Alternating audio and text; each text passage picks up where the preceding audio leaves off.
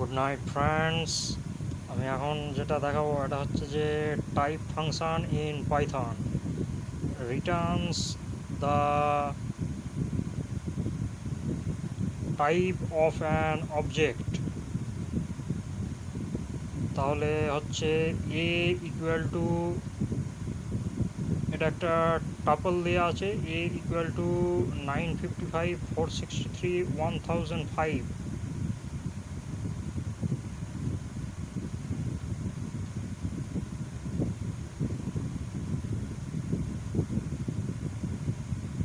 মানে এই নাম্বারগুলো স্ট্রিং হিসাবে স্টোর আছে টাপলের মধ্যে, 955 463 1005। তারপরে আরেকটা ভেরিয়েবল আছে b equal to hello world, এটা একটা স্ট্রিং। সি ইকুয়াল টু 33, এটা একটা নাম্বার। এবার এক্স ইকুয়াল টু টাইপ এ, এটা যে টাইপের ইটিরেটর সেটা এক্স ভেরিয়েবলে স্টোর হবে। টাইপ এ মানে হচ্ছে টাইপ ফাংশনটা, এটা যে কন্টেনারটাকে হোল্ড করে আছে সেই কন্টেনারটা রিটার্ন করবে এক্স ভেরিয়েবলে। তারপরের পরে টাইপ ফাংশন যখন ব্যবহার হচ্ছে তখন বি ভেরিয়েবলটা পাস হচ্ছে, এখানে বি ভেরিয়েবলের মধ্যে যে ভ্যালুটা স্টোর আছে স্ট্রিংটা, সেই স্ট্রিংয়ের টাইপটা ওয়াই ভেরিয়েবলে রিটার্ন করবে।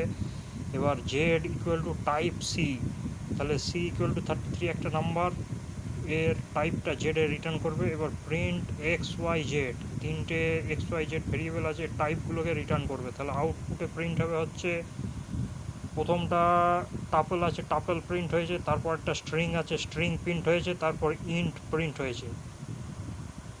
এটা মানে তিনটে যে ভেরিয়েবল আছে, ভেরিয়েবলে যে ডাটাগুলো আছে ওই ডাটা টাইপটা এখানে প্রিন্ট করবে টাইপ ফাংশন ব্যবহার করে। টাইপ ফাংশন ডাটা টাইপটাকে রিটার্ন করবে আউটপুটে। এটাই হচ্ছে প্রোগ্রামটা। এটা পাইথনের একটা special function, special build in function in Python. এটাই হচ্ছে একটা Returns the type of an object.